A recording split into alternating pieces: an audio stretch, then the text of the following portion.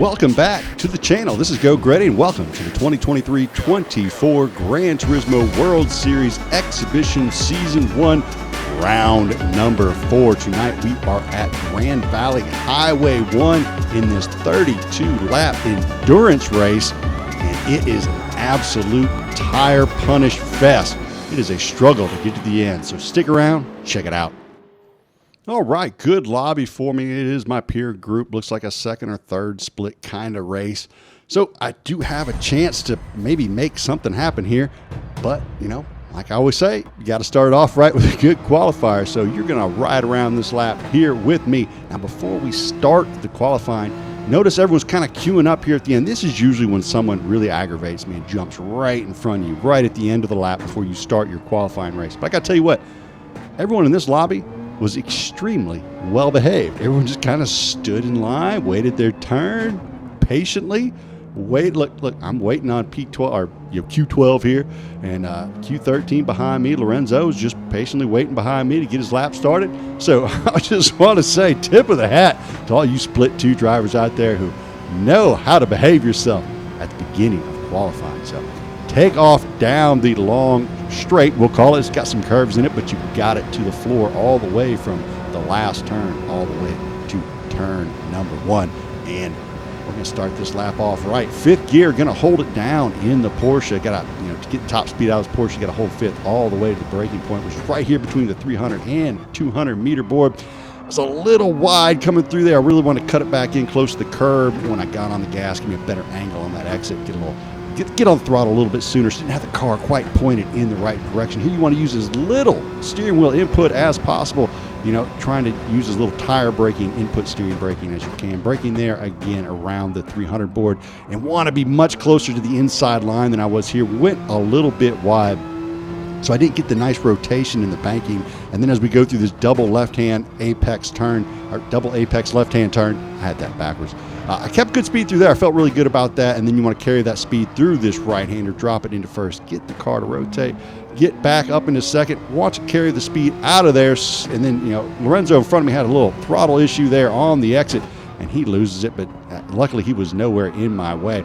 Now there, I noticed the fast drivers were really taking a tight line to the left and then coming back here and taking a tight line to the right. I was actually taking a little bit of a backside approach to that. I was trying to backside the corner and get the car pointing the right direction and get on the throttle early.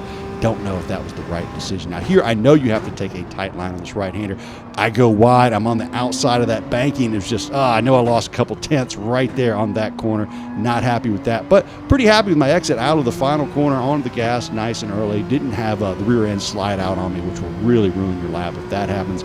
You're better off a little slow out of that corner rather than getting on the gas too early and losing the back end. So felt okay there. The lap felt solid. Nothing to write home about, but it was a good solid lap by yours truly. Crossed the line with a 1:46.768. Now, how consistent is Grady? And a second lap crosses the line with a 1:46.769. So didn't improve, but boy, I tell you what, you can't get two laps much closer than that. Good enough for P10 to start the race.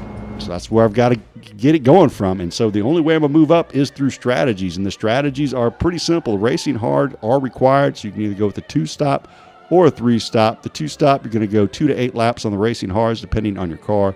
Then you go racing soft and racing soft. You split out the last remaining laps.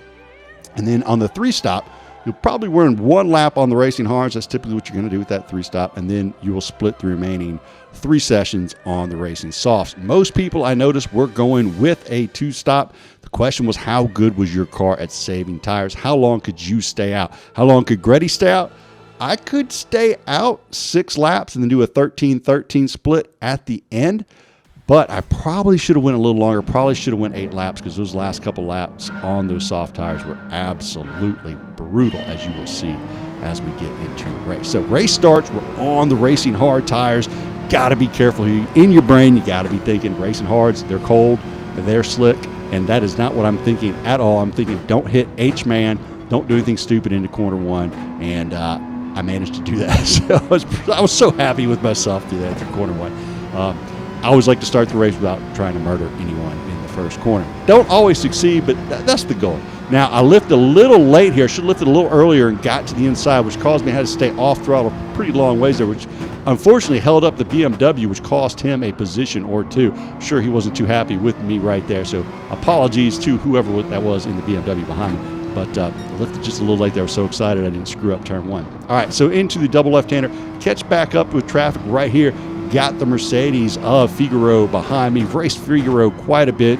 And I've also raced the PREC H-Man driver in front of me. Also quite a bit, we're kind of in that same pace range, so we do see these drivers a lot. Figaro a little more aggressive than the H-Man, but H-Man can throw a good move on you every once in a while. But, I've never had any real troubles with either of these drivers driving dirty or anything like that. So I feel pretty secure that if I run on my race line and, just park it on the corner, I won't have too much trouble with either of these drivers.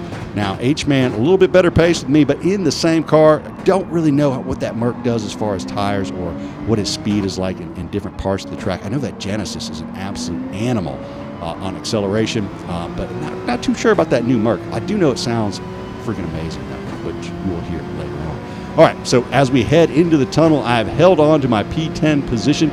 Feeling pretty good about the lap, feeling good about the start of the race. Didn't die on the hard tires on the first lap, which we were trying to avoid. H-Man hopping into pit on lap one. That means he's going to be running probably the 3-stop strategy. So hoping maybe I could jump him with the 2-stop strategy. A lot of that depends on, who else is on track with you, what their strategies are, how you get caught up in traffic or not.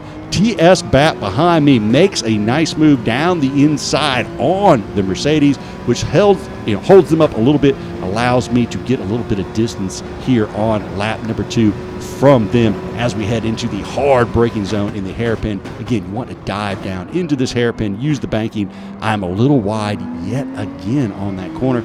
Got to get my braking down right. Most of the practice lobbies I was in had a lot stronger wind speed than this. So this is around a 7.9 foot per second wind speed, and the lobbies were running like 24 feet per second. So having to get used a little bit to the wind here and the aero and how it's affecting my car. Downwash from the other cars or the dirty air is really noticed a lot here at Highway 1 with these so many technical corners here, and they're off camber as well. So you really want to tuck it in tight, because the further you get off camber, the worse it gets for you, which is probably why the fast drivers are really taking those tight lines. So a little bit loose there. As we come around the corner, we've got a wrecked car, a Chevy Corvette. Get my first Gretty pass of the race. What happens there? The PREC driver coming around the right-hander and just loses the rear end, steers right into the wall. That's going to be some front end damage for him, so not a good start to his race. Quite unfortunate for that PREC driver. We do pick up a position there. So had one go into the pits, and then we had one lose it in the right-hander. So we do get a position promotion. Now here on lap number 2, Spider Racer going in on the second lap, which tells me he's not running a 3-stop. He is running a 2-stop. Boy, that's a gutsy move right there. 15 and 15 laps on the soft tire is going to be brutal. Now here on lap number 6, later on, I have got the Merc right on the rear end. He is breathing up my tailpipe. He knows if my catalytic converter is working or not, as he can smell the exhaust. He is so close. Now as we head into this right-hander, I'm wondering if he's going to send it. He kind of takes a little bit of peek down the inside, but thinks better of it. So again, this is Figaro. Like I said, we've raced many times before. Very good driver. Like I said, we have very similar pace. We do end up near each other quite a bit. And so I do have much respect for his skill. And I'm not too concerned about him murdering me, which again is very nice when you're in a race. We come around this left-hander. That Merc is coming right up. And boy, I tell you what, I can hear the sound of the Merc over this Porsche. My Porsche is sounds like a little bit of a vacuum cleaner. That Merc sounds like a big gurgly, V8. I don't know if it's a V8 or V12 in that Merc, but I tell you what, he sneaks down the inside there. Can't hold it. Can't hold the position on the right-hand side. Able to, get on by him. But as we head towards this tunnel, you'll be able to hear that big V8 rumbling up on old Gretty as we come in here, looking at the cinematic view. Beautiful view. Hear that V8 rumble. Oh, that's such a gorgeous sound. I can listen to that all day. I may take the Merc next manufacturer season just so I can listen to that engine. That's why I don't go with the Mazda. The noise of that Mazda rotor just absolutely just grates on my nerves after about 5 laps. I can't take it anymore. It's a great car, but I just cannot. I can't listen to that rotary for that long. All right, jump into the pits here on lap number 6. Going to jump onto the soft tires, no fuel. You only need to grab fuel once in the race. Of course, you want to grab it as near the end as possible, as not to add too much weight to the car, and slow your lap times down. There's no need, and plus it's going to add extra tire wear. So I just hop in there on lap number 6, put on the softs. I'm going to end the race with a 13 lap stint on the softs, and then another 13 lap stint on the softs. Now that is pushing my softs about as far as I dare to go as TS BAP gets by me. Coming out of the pits, slightly different strategy there that TS BAP is on. Now, he was right behind me before I went to the pits, so I don't know if he is on the 3-stopper or what his strategy is, but right now he has got the upper hand as he is out in front. Now, look at there. I was like, did I go wide there? Did I get outside of that line? Now, I don't think I did. I think I'm okay. Did I get the half-second penalty? I'm like, no, because I got Figaro behind me, and I'm in P2, and there it is. I mean, it is a game of inches, folks. Those inches, well, that's worth a half-second. Not happy with that. But I can't overdrive the car. I do know I have the half-second penalty. A lot of times people overdrive the car when they get the penalty, trying to get distance to the vehicle behind them, adding that separation so when they serve their penalty, they won't get past. But I'm just going to accept my fate here and just stay on my apexes, not do anything silly, lose the rear end, hit a wall or anything like that, just trying to put the gap between me and Figaro. Figaro is going to get by me here, so just gonna deal with it. I'm just gonna say it's gonna happen. I'm gonna get off the racing line right here, and Figaro is gonna come screaming on by in that Mercedes. Now I've also got Lopez behind me in the Genesis. Now the Genesis, extremely fast on the mid-end acceleration, up to top speed. Actually, pretty good top end as well. Now as I exit the corner, I'm not really thinking much about him. He's about 2/10 behind me. But I've got the slipstream of Figaro here in the Porsche, and I take the tight line here, so I'm not really thinking about him. I go to slip down the right side, because that is the line you want to take. Apparently, the tip of his front bumper was on my back bumper. I quickly counter steer to correct, drop it into 4th, and get back on the acceleration. You can see right there, he just sticks his nose underneath me. Not the smartest of moves there by Lopez. That could have given him front end damage. It's just not a good place to stick your nose. You're better off there with the acceleration of the Genesis, just easing off the throttle and then re-accelerating after that corner and passing me here going into turn number 1. I didn't think it was a wise move by him. No harm, no foul. I didn't get any damage. He didn't get any damage. I could have had my radar on and been a little more cautious with him passing down the inside. But honestly, I didn't think he would go for a move right there. Everyone knows the line through that very fast section of track. And really, it's just not a good place to stick your nose. Just not wise. But tell me what you think in the comments. Was you stuck your nose in there? Did you stick your nose in there during the race? Should I have been more aware? I probably should have been more aware. I'll give him that. I should have been more aware. So as we head out of the last corner on lap number 8, he is now on the back bumper of Figaro. Now I'm thinking certainly he's not going to do the same thing to me, to him, that he did to me. As we come through right-hander, he does. He sticks his bumper underneath Figaro. I grab a gritty pass. Figaro takes a 1.5 second penalty for hitting the wall and damage, I'm sure, but luckily he was right near the finish. He just gets his nose in the pit. That is not going to win you very many friends in this race. So Lopez not making friends on the track, but I was like, well, if I hang out behind him for much longer, he may just clear the entire way for Gretty to move up the field, as he is just going to wreck people there in the tunnel. Now, again, I don't think he's doing it on purpose. He has the right to stick his nose in there. It's just, like I said, I don't think it's the wisest of places to go for a move. You got to make those smart life decisions. You got to know when to pull out, folks. You got to know the repercussions of your actions. And when you leave it in too long, sometimes, things happen that you don't want to happen. So sometimes it's just better to pull out. Just trust me on that. All right. So on lap number 9, things are getting spicy between the GTR and the Genesis. Now, these cars are a little more evenly matched in the acceleration, that mid-range acceleration zone. So the Genesis driver is going to have a little more trouble getting by the GTR coming out of these mid-speed corners than he was with the Porsche. Porsche, a little bit of a dog on acceleration and definitely on top end. More of a mid-corner speed kind of car. It rotates really well. It's more of a handling car, I guess you would say, which is Why I struggle with it a bit, I'm not the greatest with the handling car. I'd probably do a lot better driving like the Genesis or the GTR, to be honest with you, but just really want to give the Porsche a go as, nostalgia purposes, from back in the GT Sport days. I did do pretty well in the Porsches, and I did enjoy the way it handles, so figured I'd give it a go. Now here on lap number 10, the question is anything going to happen between the Genesis and the GTR to allow Greddy to possibly pull another Greddy pass? As we're sitting here in P12 on lap 10 because, well, everyone's pit strategies all over the place. So now 2 more people go into the pits, switching tires. We had some hards go in. They're going to come out on softs. We have softs going. Who knows what they're going to come out on? I'm back into position number 10. Now, the Genesis driver looking down the inside of the GTR. The GTR holding him off. I've got a front row seat to this really good action that's going on in front of me. And I'm just curious to see what happens. GTR slings it to the inside, but he's not going to be able to hold that left-hander as well. He's going to have to back off the throttle, which adds a little gap. GTR really nice and tight on the apex there, defending his position quite well, not allowing that Genesis driver to get by him. Now this is helping me as he's on a different strategy. This is holding him up as I'm able to keep pace. I'm just trying to keep my tires underneath me, not trying to push on them too hard. Don't want to wear them out too quickly. Genesis driver grabbing a little bit of wall there in that double right-hander as we come out of this tight left-hander heading towards the tunnel. Still very close between everyone in front. Now we're catching a fourth driver, putting a fourth person into the mix. That is T.S. Bapp in that Corvette. As you remember, he came out right in front of me from his pit stop, or actually passed me up when I was coming out of my pit stop. So it looks like maybe his tires are starting to fall off a little bit on that Vette, and we're starting to catch back up to him here on lap number 11.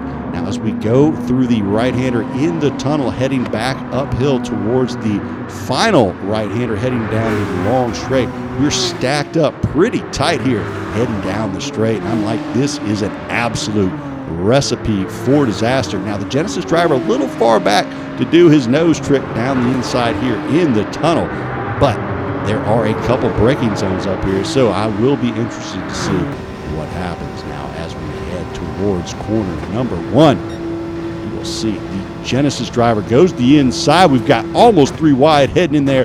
3 people vying for 1 spot. Greddy has got the best seat in the house. Now, T.S. Bapp to the inside, which put on the outside, then back on the inside as we head through this very fast section. It's very difficult to go side by side through here. They're managing, but T.S. Bapp goes wide. He doesn't have any grip, which forces the Genesis left. He slings it back right into my braking zone. I'm unable to brake in time, end up hitting him in the back, pushes him wide, and then T.S. Bapp also goes wide with the dirty tires there. Now we're side by side heading down through the double left-hander. I know he's got the dirty tires, so I'm going to hang it around the outside. Being brave here, T.S. Bapp super clean on the inside. Tip of the hat to you, sir. The crowd goes wild. They love the clean racing there between yours truly and T.S. Bapp through the double apex left here. Let's look at that again. I go to the right. The Genesis driver slings it back to the right last minute, rides the guardrail there. I just miss him coming down through the right. As you can see, he goes left and pops it to the right. Now that is right in front of me when he does that. I'm unable to react. Now I go down the inside. They both have dirty tires, and I'm able to get the move done. So pick up 2 spots right there. A little bit of a racing incident. I did not move in the braking zone. That was another driver that did. I'm sure he did not mean to do that. He was trying to avoid T.S. Bapp. T.S. Bapp had dirty tires. T.S. Bapp had worn tires. That's why he went wide through the corner. Just a racing incident right through there. But let me know if you think otherwise. Now look at this. 0.4 seconds between me and Nishi behind me in the Genesis. Now, I didn't have a terrible exit right here, but look at this thing just eat up that gap. This Porsche catches no one like that. Absolutely no one. And he just came flying by me. Now, I know he's on different tires, so I was like, I'll just let him sling on by here. No big deal. Hop in the slipstream. Hopefully gain a little bit of time by running in the slipstream for a while. Notice he has the half-second penalty. For me, not a big deal. We're on different strategies, and so there's no point in racing him and losing time. All he's got to do is drive his normal line, and he'll probably pull out probably second to second and a quarter on me with the fresher tires. My tires are getting a little long in the tooth. I'm on around lap 9 with these tires. Now, this is what I was talking about. People will push when they have a penalty, and it'll actually end up costing them more time than if they just relax and just kind of let the lap develop. Now, as we go down into this left-hander, he is going to go out just a little bit wide there. He's going to come through. Sorry, it's going to be the next corner where he gets squirrely. So he's going to cut it left here. He's really trying to get that gap built up, and he's going to hit the grass there. He's going to lose it. That's going to cost him 3/10 right there. And that's probably the 3/10 he needed to stay out in front of old Gretty there. So unfortunate for him, he made that mistake. Then when he serves his penalty, he goes over, gets off the racing line. So kudos to you, Mr. Nishi, for getting off the racing line there. Now, I'm not going to sacrifice my lap to slow down for him. So I actually end up in front of him as I go down into the right-hander. Going to slip right in front of him. Good, clean racing there by Nishi. He did not press into me or shove me out wide, so I do appreciate that. It's good, clean racing. Now, he is, again, and split, again, 3.372 seconds behind me. Do you think the Genesis is going to eat up the Porsche? We had about the same exit there. Maybe an even exit, I would say. And he is just, again, absolutely just eating me up on the straight. And he is going to come flying on by right here again. Now, like I said, once again, he's got fresher soft tires. I'm just going to let him have this corner. I'm not going to fight it. He slips underneath me. Nice clean pass there by Nishi. Good clean racing from Nishi. Really appreciated that. He did a great job with the, and I think, by me not swerving all over the track and showing him I was pretty much just going to give up the position. He knew what to do. And so it's kind of funny how there's unsaid things you do on the racetrack that conveys your intention. Anyway, so good racing there. Now, if you look at my tires here on lap number 19, they are absolutely toast. They are all over the place. I'm even having to lift a little bit here through the fast right-hander as it's just not wanting to grip up. And look at that. Look at the McLaren coming in on me, how much difference that grip is making. He sends it down the inside, goes a little bit deep there, forcing me out a little bit wide, allowing H-Man to catch up maybe a little bit more than he would have otherwise. Now, H-Man, again, on that, I believe what is the 3-stop, so I know he is on really fresh tires. I'm just hoping that he is going to be patient with me as I'm hitting my apex here. I'm trying not to hold him up, but again, I'm not going to give up my lap to let him by. So he's going to have to set up a pass on me. And the good drivers, well, they can do that, and they do it well, and they do it cleanly. Now, as we go on this left-hander, watch this setup and pass by H-Man. We go into the right-hander. He just gets down on the inside, slides it down the inside on that right-hander as I was, trying to do backside it. Watch this. Slides it down here, does not make contact, just slings it on the inside and makes it stick. Beautiful pass by H-Man. Sometimes you just got to tip your hat to your competitor and be like, that's a nice pass. I don't know what else to say. I probably wouldn't have gone for that right there. But I don't know if H-Man just had a lot of trust in old Gretty, not to slam it down on the inside of her or not, but that was well done, sir. So switch on to softs yet again. Got to finish on 13 laps. Head into the pits here. You need to grab fuel as well. So we get the fresh softs on. Fuel goes in. My pit crew cheering on the fuel man. Get it in there, big guy. Get us out of that pit. And he does so. We're back on track, on our way. Question is, where do we end up? All these different pit strategies, you don't really know where you actually are in the race until your last stint. I come out in P11. Not exactly what I was hoping for. I was hoping for something a little further up track, like maybe P8 or P7, but no such luck. I am in P11, which means I'm hoping some people in front of me still have a stop left to do, because I've got 13 seconds to Figaro.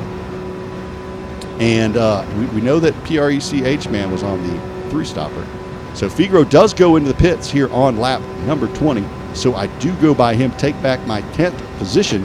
I was expecting, with the accidents and the things that happened, I might actually be in P8. But it looks like some people from behind have jumped me with a lot of the racing that I had going on in the middle part and the beginning part of the race. Now, on lap number 22, did have a few moments with H-Man as he came out of the pits, like I said, on that 3-stopper. But it wasn't too long that I was able to hang in with him as he was on fresher tires and just steadily pulled away from him. As you can see now, 8 seconds ahead on lap number 31. Now on lap number 31, Gretty is struggling with the old tires there once again. Got 2 laps, or really a lap and a half, maybe a little bit more, to put on these tires. And as you can see, I'm in no man's land. There's no one around me, no one in front of me, no one behind me. I'm just lapping out here all by my lonesome self with no one to race. It's kind of sad, really kind of sad. So as we head on to the final lap, just curious to see what everyone's tires look like. So decided to jump on board and do just that. P1, well, he finished on hard, so not much to see there. P2, well, this is Spider Racer, who did the 2:15.15 in the Mazda Vision as he comes through the double apex right-hander, gets the push to pass from Ferrara. Naughty. Can't be happy about that. Greasy on the 8.12.12. His tires look, well, about like mine, but he's doing a lot better than I am. Then we have Hards there for Outlaw, and then the McLaren is on the softs. He looks okay. And right in front of me, H-Man, well, his tires look a good bit better than mine, as well as I am on the 6.13.13. Wish I'd gone with the 8.12.12 like Greasy did. May have done a little bit better, but can't cry over spilled milk. I come across where I started, P10. And I'll take it. I had a good race. It was a fun race. A couple little, one little bad spot in there, maybe two little bad spots. But overall, really good race for me, even though the factory team doesn't think I did so well. But hey, the hell with you. I'm an old man. What do you want from me? 216 points. I'll put it in the bank. This was a long race, and I enjoyed it. So now 11th for the manufacturers, 47th in the region, sitting 5th on the friends list. Going to try and move up there on the last race, which is at Catalonia. Wish me luck. Hope you enjoyed the race. Hope you enjoyed all the action and commentary. If you did, hit the like and or subscribe. Come back and check out some more. For myself, Go Gritty. Y'all have a great evening.